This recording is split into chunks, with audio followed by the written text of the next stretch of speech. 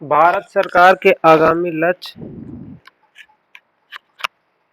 2022 तक देखना है कौन कौन सा लक्ष्य है। तो देश को सिंगल यूज प्लास्टिक से मुक्त कराने का लक्ष्य 2022 है।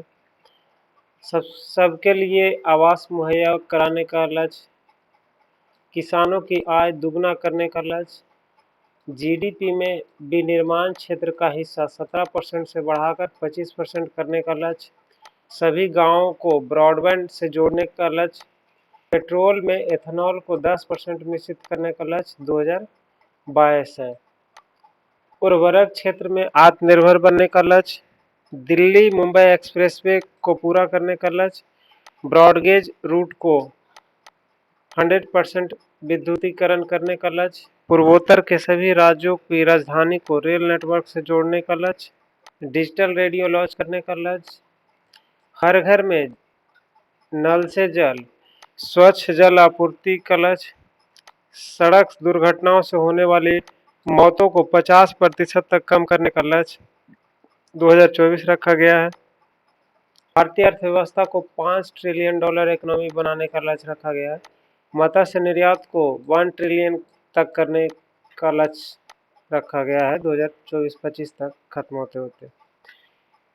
अब 2025 तक पेट्रोलियम में एथेनॉल को 20% मिश्रित करने का लक्ष्य रखा गया, जबकि 10% मिश्रित करने का लक्ष्य 2022 था।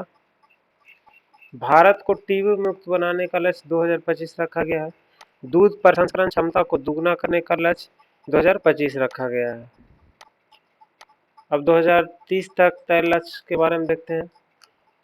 450 गीगावाट अक्षय ऊर्जा प्राप्त करने का लक्ष्य 2030 रखा गया। विश्व की तीसरी सबसे बड़ी अर्थव्यवस्था बनने का लक्ष्य भी 2030 रखा गया है।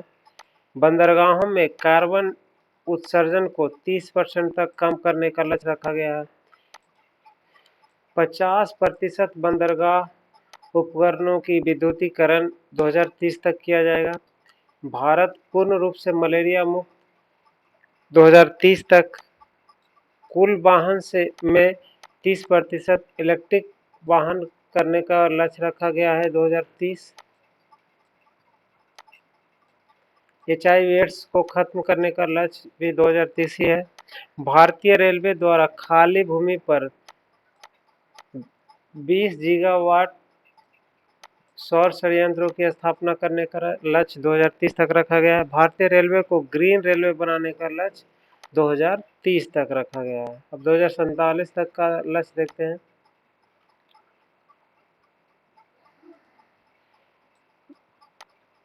HFC हाइड्रोफ्लोरोकार्बन के उपयोग को 80% तक कम करने का लक्ष्य रखा गया है 2047। भारत को ऊर्जा स्वतंत्र बनाने का लक्ष्य भी 2047 रखा गया है। अब देखते हैं वर्ष 2021 में हुए प्रमुख समझौता ज्ञापन। भारत और जापान के बीच हुए समझौता ज्ञापन को देखते हैं। सतत शहरी विकास के लिए जून में किया गया। जल संसाधन के क्षेत्र में सहयोग हेतु मार्च में किया गया था। ये निर्दिष्ट कुशल कामगारों की सहभागिता से जुड़ा ज्ञापन पे हस्ताक्षर जो किया गया जनवरी में।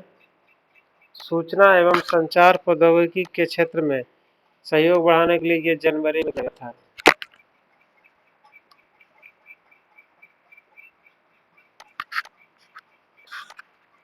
भारत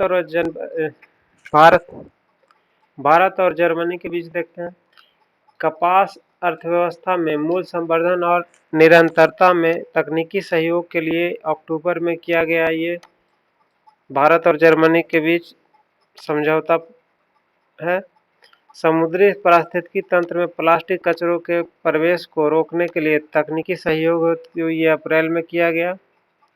भारत और भूटान के बीच देखते हैं। छोटे उपग्रहों के संयुक्त विकास के लिए सितंबर में किया गया ये। पर्यावरण के क्षेत्र में सहयोग के लिए जून में किया गया ये। भारत और अमेरिका के बीच समझौता जैव चिकित्सा विज्ञान के क्षेत्र में सहयोग बढ़ाने के लिए एवं ICIR पर सहयोग के लिए।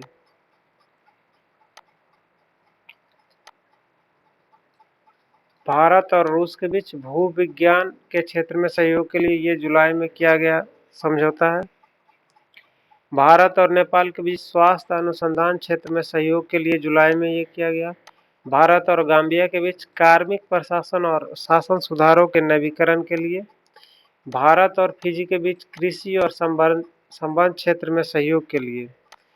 भारत और अर्जेंटीना के बीच खनिज संसाधनों के क्षेत्र में सहयोग के लिए। भारत और ओमान के बीच सैन्य सहयोग एवं समुद्री मुद्दों पर। भारत और दक्षिण कोरिया के बीच सैन्य सामग्री के संयुक्त उत्पादन एवं निर्यात को बढ़ावा देने के लिए यह समझौता किया गया है। भारत और फिलीपींस के बीच ब्रह्मोस मिसाइल एवं अन्य सुरक्षा उपकरणों की खरीद के लिए किया गया है ये समझौता।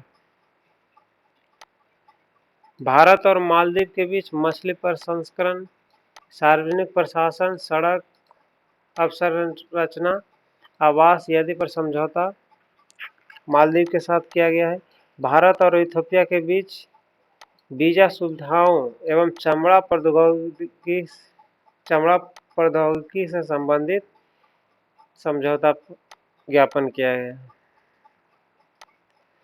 जनजातीय मामलों के मंत्रालय और माइक्रोसॉफ्ट के बीच जनजातीय स्कूलों में डिजिटल ट्रांसफॉर्मिंग के लिए ये समझौता किया गया है। कृषि मंत्रालय और माइक्रोसॉफ्ट के बीच कृषकों की आय बढ़ाने के लिए आधुनिक तकनीकों के इस्तेमाल हेतु ये किया गया है। बिहार सरकार और यूनेप के बीच जलवायु परिवर्तन की समस्याओं के लिए किया गया है। महाराष्ट्र और फ्लिपकार्ट के बीच खिलौने, स्थानीय कलाकृतियों, हस्तशिल्प को बढ़ावा देने के लिए किया गया है। भारत के इसरो और फ्रांस के CNS जो स्पेस एजेंसी है उनके बीच भारत के पहले मानव अंतरिक्ष मिशन गगनयान मिशन के लिए समझौता किया गया है। भारत और इंटरनेशनल एनर्जी अलायंस वैश्विक ऊर्जा सुरक्षा और स्थिरता के लिए समझौता किया गया है।